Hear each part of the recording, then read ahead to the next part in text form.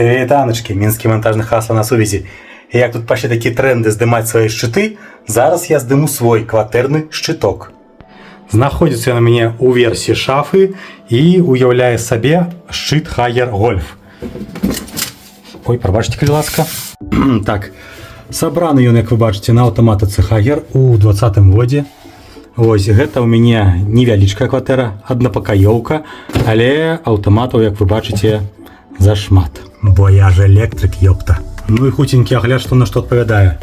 У адной аўтаматыкі абрубае ўвесь гэты шчыт, пасля ідзе рэле кантролю напругі. Аўтамат тыпу рэжым адпачынак, насамрэч я ім карыстаўся, ведаеце, колькі разоў? 0. Ось, таму што я не езжу на адпачынкі. Ось, і пасля, калі абрубаеш гэты аўтамат, застаюцца неадключанымі вось гэтыя вось 3-4 лініі.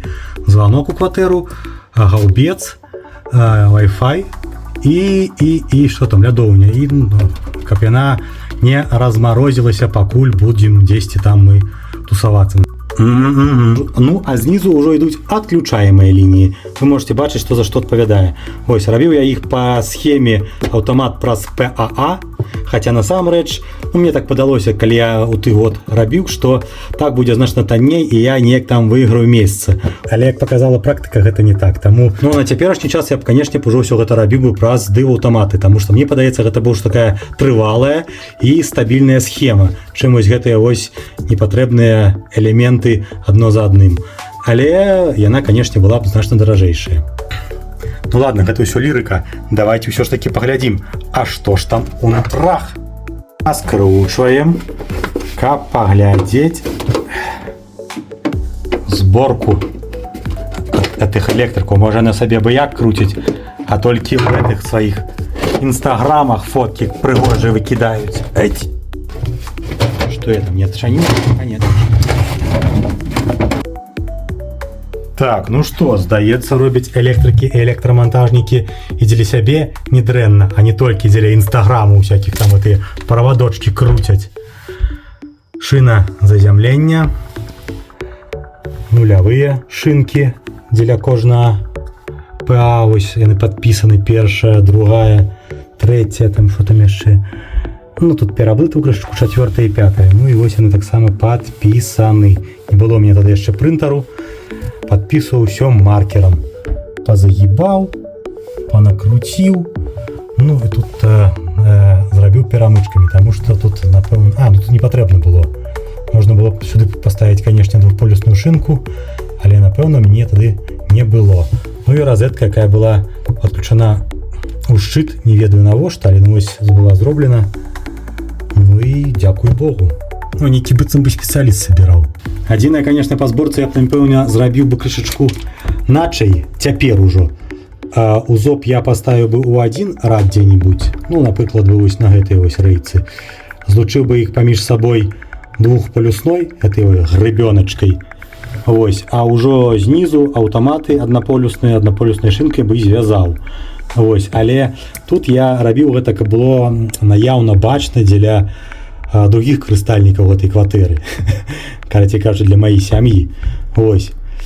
Бо, каб умоўна было зразумела, што пасля кожнага ПА стаіць свой аўтамат. Абрубаеш ПА, абрубаюцца вось гэтыя аўтаматы. Тут таксама. Гэтыя.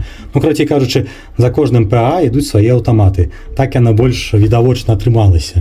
Бо нават са знятым вечкам яно дастаткова зразумела нават дзеля тых, хто не датычны да электрыкі аніяк. Ну, вось такі вось экспрэс-агляд маі сервернай атрымаўся. Ну, як сервернай, сілкавальнай. Бо тут у мяне яшчэ знаходзяцца і слабыя точкі. Гэта ўвесь інтэрнэт, кабель, які зведзены з кватэры ў одну кропку, праз камутатар і мадэм.